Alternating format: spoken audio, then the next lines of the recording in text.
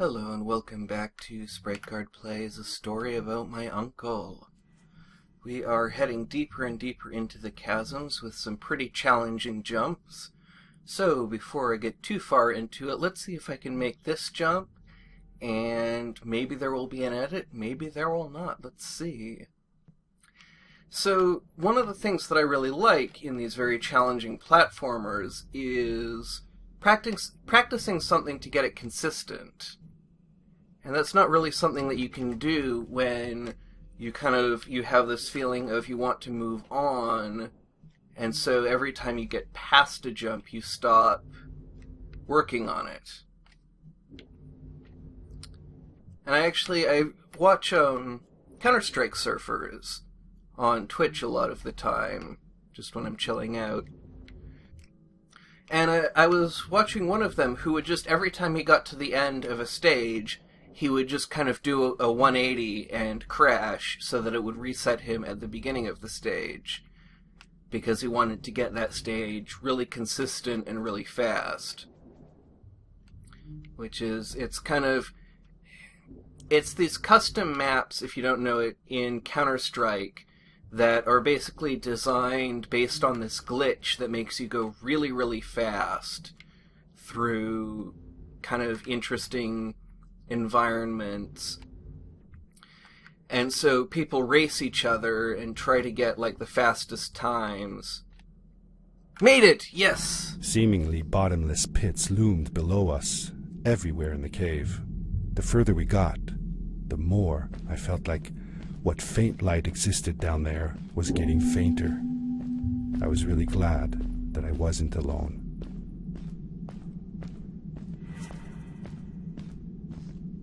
Oh my goodness. Was not expecting a drop there. Let's see how we're supposed to do this. Up there. I feel like there's a certain amount of ludonarrative dissonance in the father kind of talking about how dangerous this is and how worried he is with, oh, that was no good, with the fact that I can just try this over and over again and only the time that I make it really counts. But I guess that's something that you run into in any kind of instant death platformer. Of like, oh, haha, that's not what I meant. I didn't actually fall. And I've played some games that really lampshade that, like Spider and Web was this text adventure where if you did something that got you killed, you would end up in this interrogation chair where this guy would say, no, you're lying. Tell me what really happened. I hear beeping. Is it over this way? Certainly looks like it. Yeah, it's getting louder. There we go. Now, how to get out of here? Not too hard.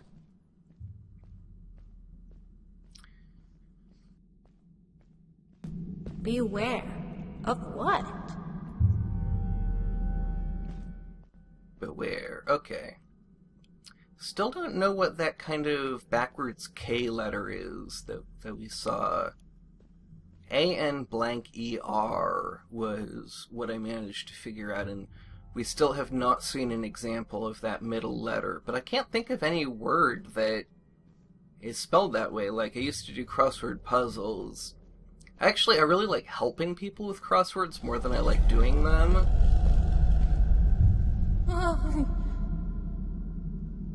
What was that? I had never heard a creature sounding as terrifying, and I imagined it wouldn't be happy about visitors.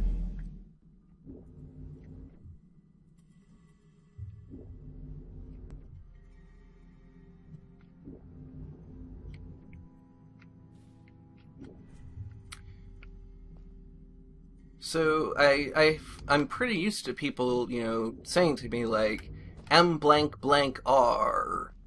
And I think of, oh, well, what's the word that fits that? And I usually have more of a clue, but It's frustrating to have the kind of clue that I'm very used to solving and just be drawing a complete blank on it. There's another machine.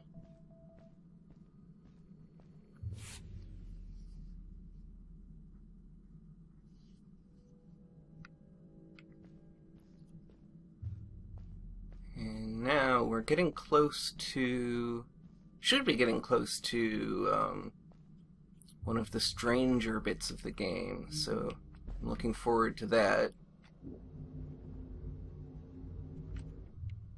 Whoa, okay. Bounced off things a little weirdly. The rebound physics in this game are really strange, but I really like them. See that glowing plant over there? I bet something will happen if you use your grapple on it. Told you so. So now we're finally at the part where we actually get instructed to do that. I had actually forgotten that we weren't there yet, so that means we still have quite a ways to go.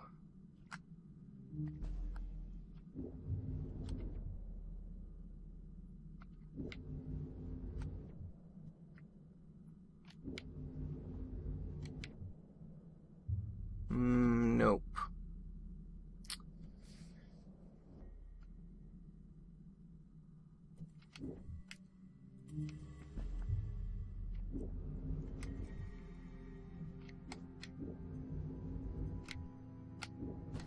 Well, that was an odd way of doing it, but it worked.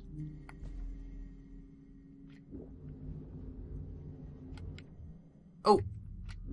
Banged my head.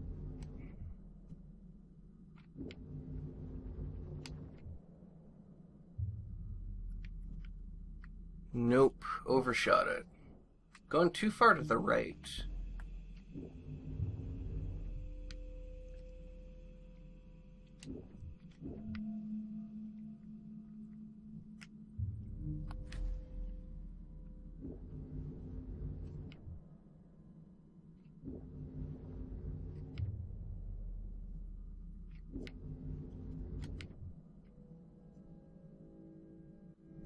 There we go. It is really dark down there.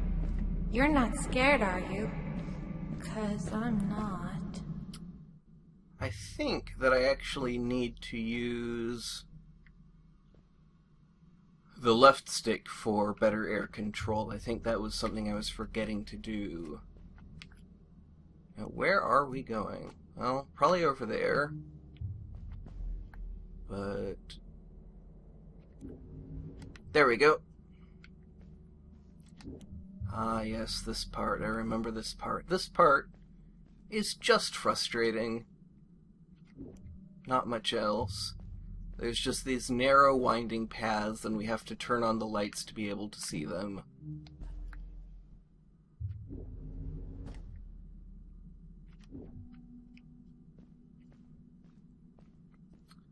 Not much to say about them. Not much fun. And not many checkpoints, unfortunately, so let's hope this doesn't take us too many tries. One thing that'll happen a lot here is you will try to turn on one of these lights, and instead what will happen is you will grab onto the rock that the light is sitting on, and that will pull you someplace you don't want to go.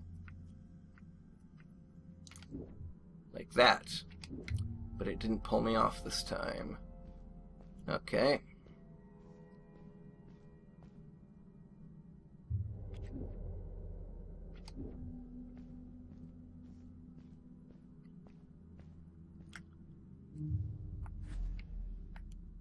There we go. And it looks like one more of these winding paths. Maybe then we'll get something different. Where's this going to take us? Someplace where it's very hard to see.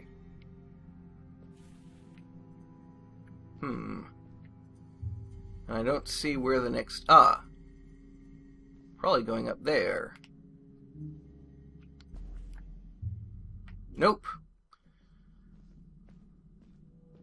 This is one of those parts that it's like, it's not a horrible segment, but having to redo it, it's like, it's not interesting, it's not fun, it's just slow. Not the pinnacle of design in this game.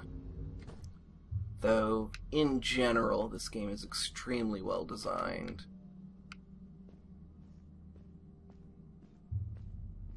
There are just a few places like this that end up not working out quite as well as I think they hoped they would.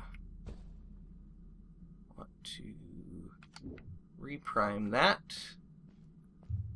And light up that. Ah. Looks like this path is actually longer than I thought it was. Fred has been with my people since the first villager was born.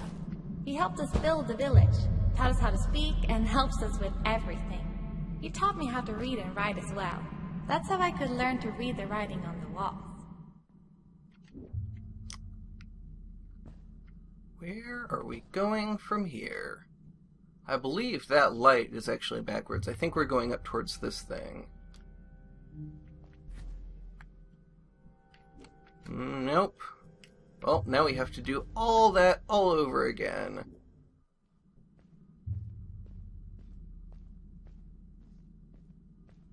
Oh, up there. Why did I not see that? And there's our checkpoint. Now we're supposed to go down this, which will probably require a flying leap. And some air control. Nope. Good thing we got that checkpoint.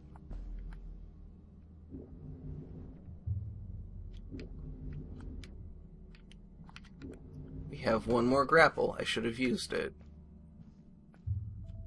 Oh! I hear beeping. That was an odd save, but it worked.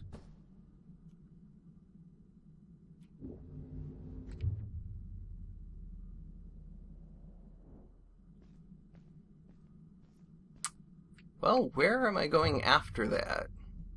That is a good question. Ah, there.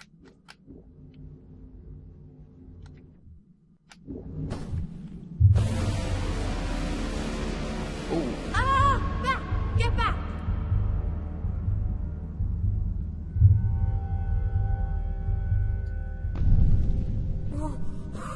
Whoa! Dude! I think I figured out what that writing was going on about. Maybe we shouldn't charge right out in front of that thing. Remember what it said. Don't move when the eye is open.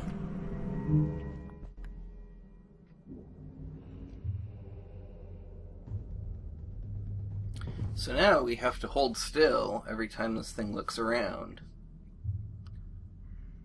It's a bit odd that it has a light emanating from its eye, but it makes it very easy to tell when it's safe to move. There's a very handy dandy checkpoint, and it looks like we need to do some more swinging.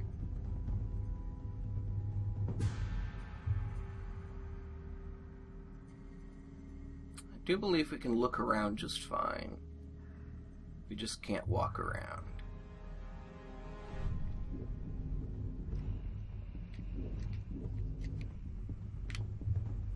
Oh, that was a waste of a grapple.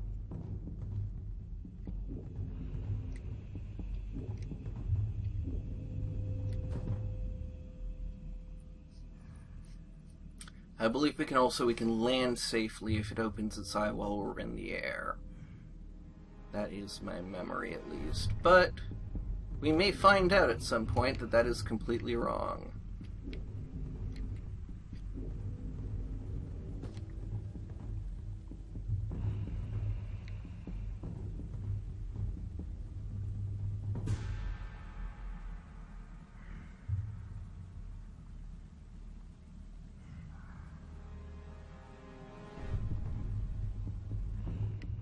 I find I kind of oddly instinctually become quiet when it opens its eye as well, which is not part of the rules, and the game doesn't actually know when I'm talking, so really there's no reason for that. But that thing's kind of scary, so I don't really want to mess with it. So how are we supposed to... Where are we actually going for this part?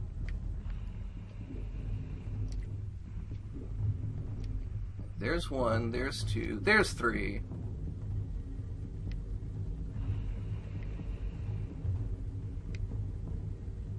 Well, we seem to be suspended somewhere.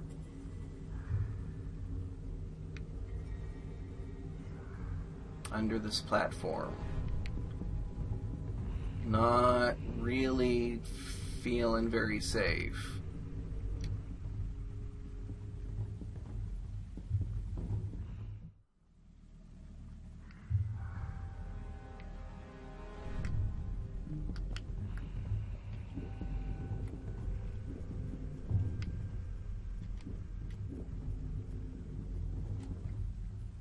Made it.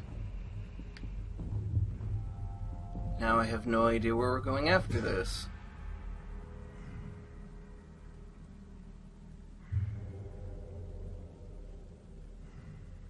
Up there, perhaps?